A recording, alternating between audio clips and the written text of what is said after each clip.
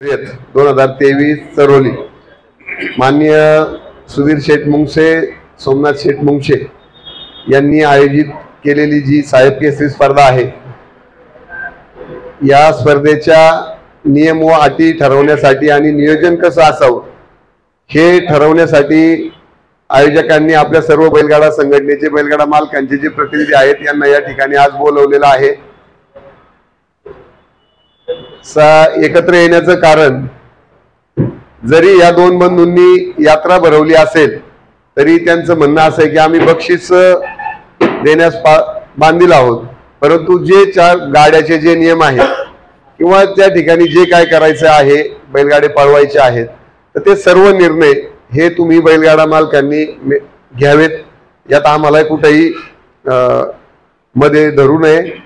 आम्ही आमचं स्टेज आणि बक्षीस यासाठी मग निर्णय असेल, घड्याळ असेल, निशाण असेल, गाड्याची लाईन असेल, टोकन पद्धत असेल, या ठिकाणी आम्ही येणार नाही। त्या ठिकाणी तुम्ही जी माणसं सुचवणार तीच आम्ही देऊ। आमच्या गावचा कोणताही माणूस घड्याळावर अथवा निशाणावर असणार नाही। तो बैलगाडा मालक जे म्हणतील, संघटना जे म्हणेल त्यासाठी आम्ही बांधील राहू, हे त्यांचं पहिल्यापासून मत होतं।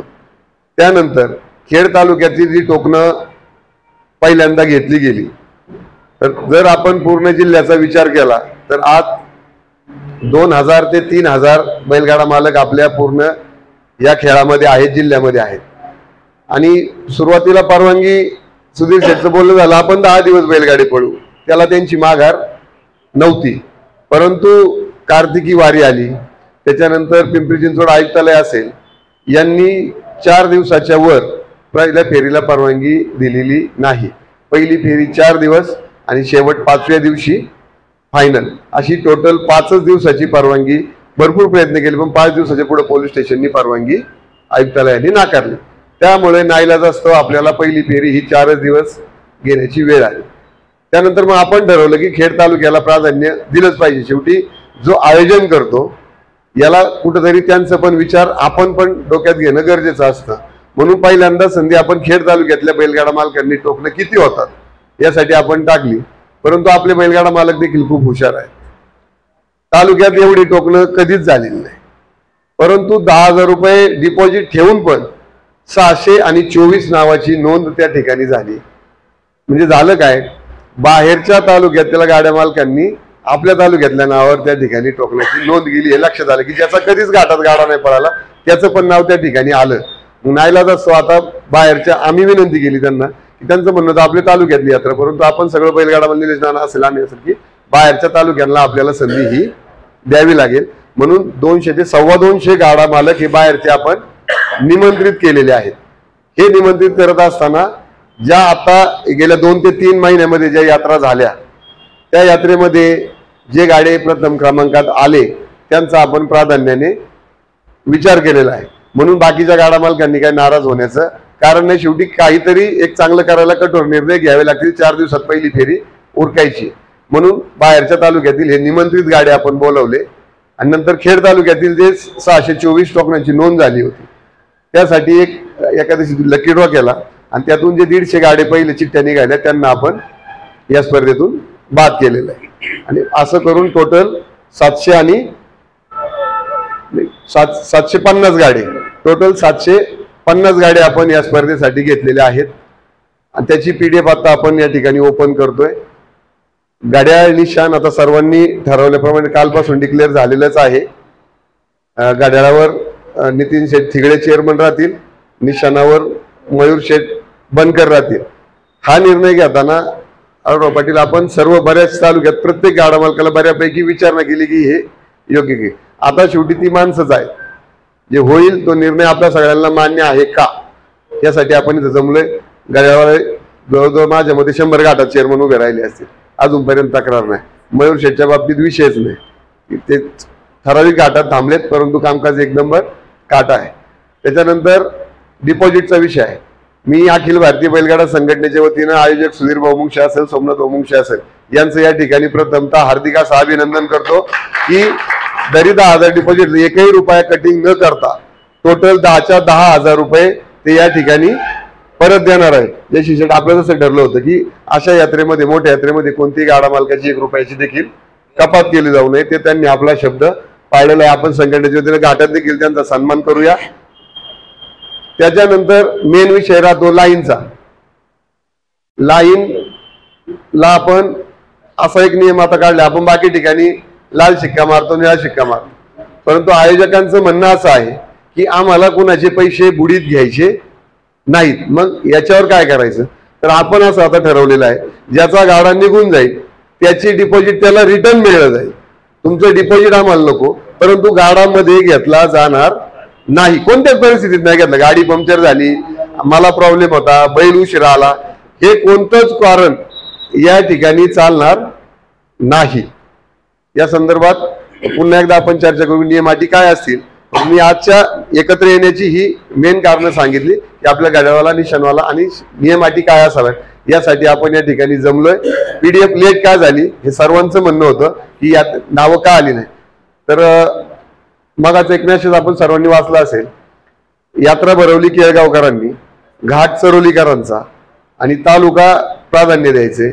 मग हे सगळे करताना लोक नाराज नाही झाली पाहिजेत. हे सर्व सामायिक विचार करून PDF यायला आणि टोकनाची लकी ड्रॉ करायला थोडासा उशीर झाला. हे सर्वांनी आपण समजून घेतलं पाहिजे. उद्या जरी त्यांच्या जागेवर आपण जरी स्वतः आयोजक असू तरी यातून मार्ग काढणं किती अवघड आहे हे आपल्या सर्वांना माहिती. एक गाडा जर आपण म्हणलं नाही घ्यायचा तर किती नाराजी होती. हे झाल्यामुळं थोडंसं निर्णय घ्यायला उशीर झाला. परंतु आपण नेहमीप्रमाणे 1 दिवस आधीच टोकन घेत होतो. हे नंतर 8 दिवस आधी, 10 दिवस आधी हे विषय झाले. आपण म्हणून 1 दिवस आधी फक्त आपण हे टोकनची यादी या ठिकाणी डिक्लेअर करत आहोत.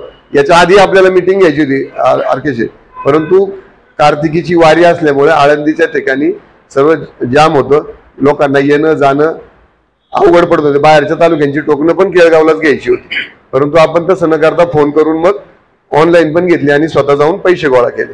म्हणजे जेवढं चांगलं प्रयत्न करता येईल तेवढा आयोजकांनी केलेला आहे.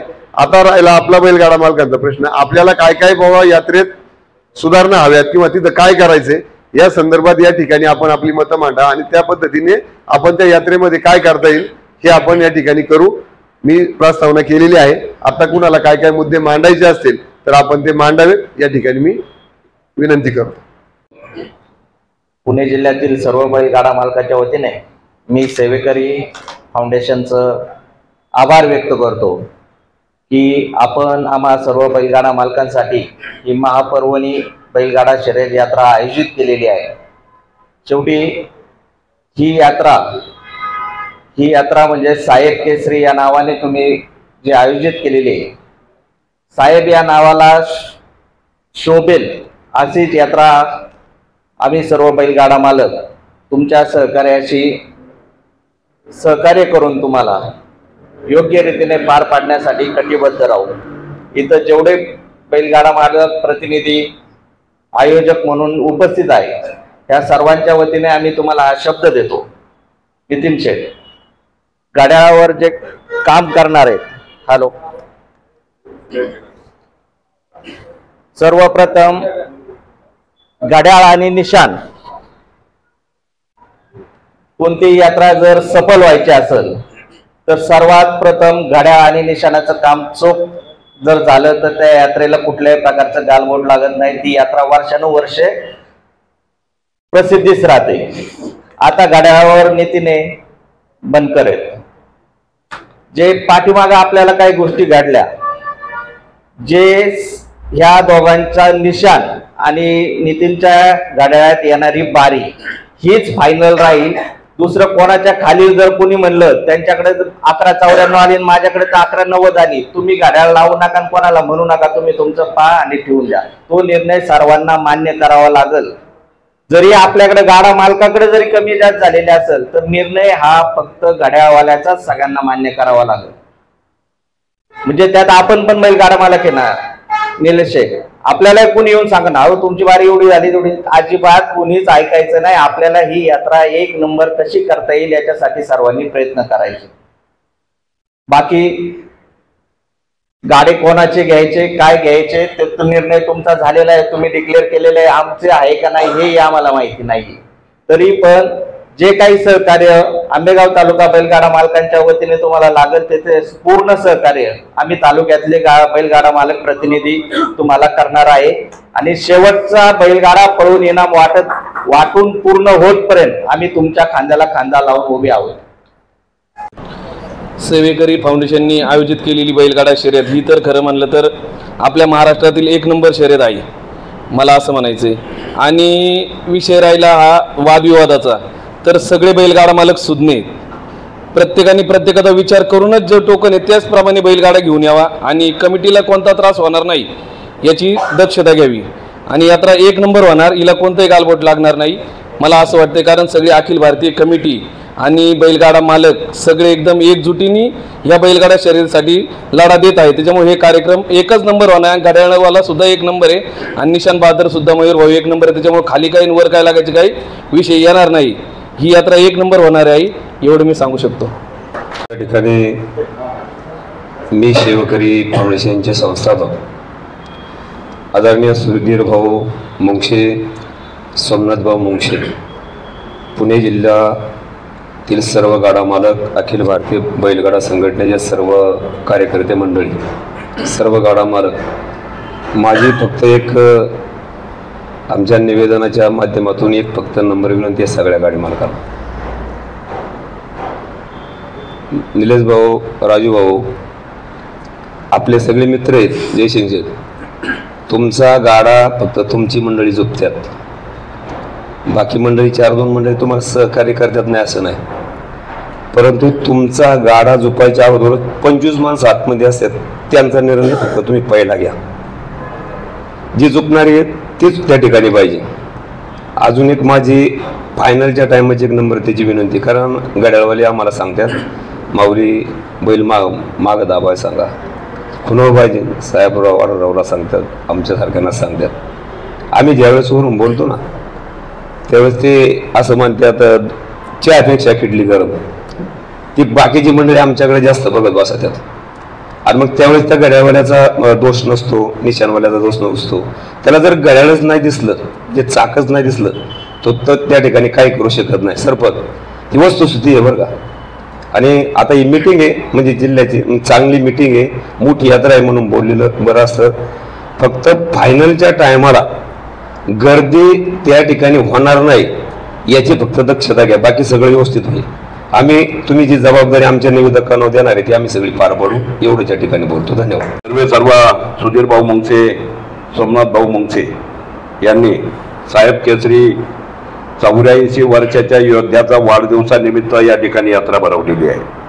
प्रथमतः तमाम गाडे मालकांच्या वतीनं सुधीर भाऊ मुंगसे आणि सोमनाथ भाऊ मुंगसे 84 वर्षाच्या योद्ध्याची वाढदिवसाची यात्रा आपण या ठिकाणी भरवत आहे आणि अखिल भारतीय बैलगाडा संघटना त्याला संपूर्णपणे साथ देण्यासाठी या ठिकाणी उपस्थित आहे.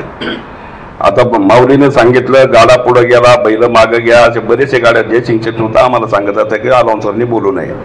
परंतु आत्ता मोठी अडचणी नितीन घड्याळावरती आहे, नितीनचं चाकावरती लक्ष असते. नितीन आम्हाला सांगणार बैल पुढे गेलाय, गाडा पुढे गेलाय, गाडा पुढे गेलाय. जेवढ्या घाटामध्ये आम्ही नितीन बरोबर आहोत त्या वेळेचा मी अनुभव या ठिकाणी सांगतो.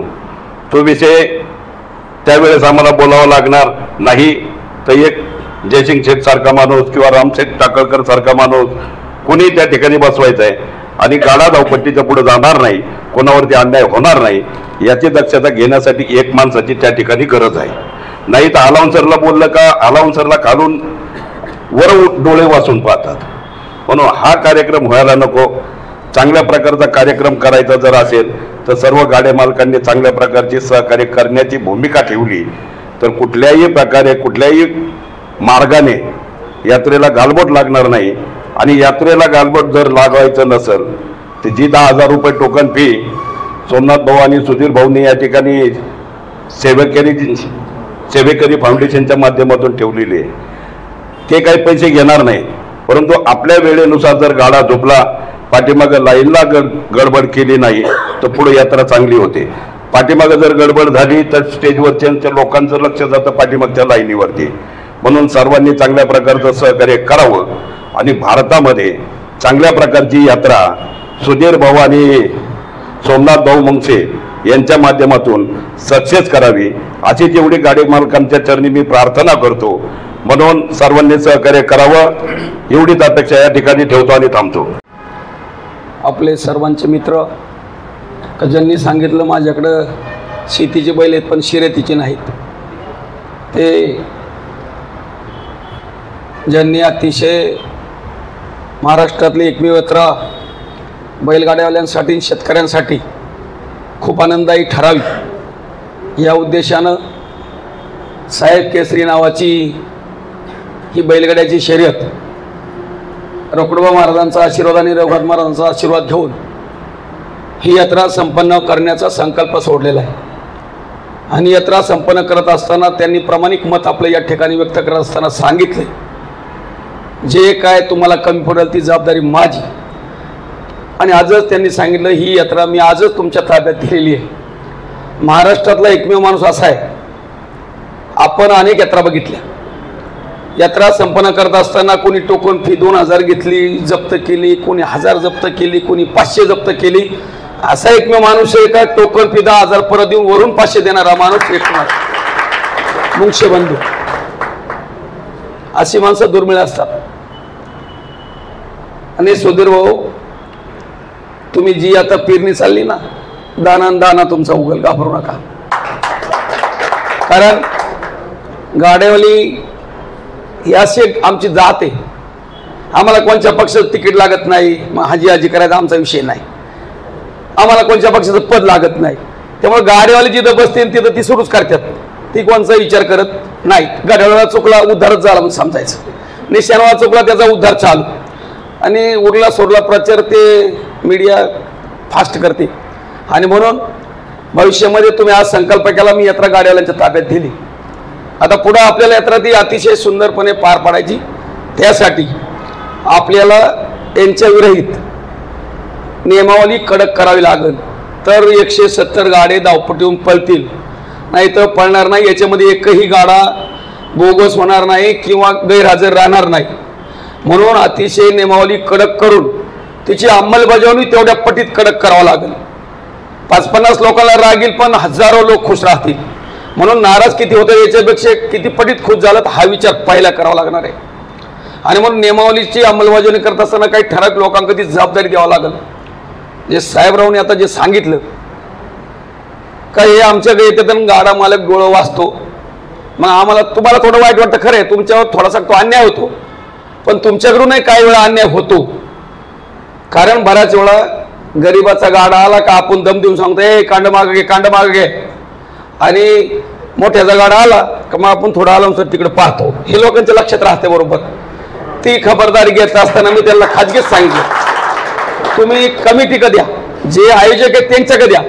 समजा रामभाऊ असेल, मी असेल, अजून कोणी निलेश असेल, माईक घ्या, गाडा कोणाच्या पुढे गेलाय, गाड्या लावलं नाही, तुला काय करायचे ते कर.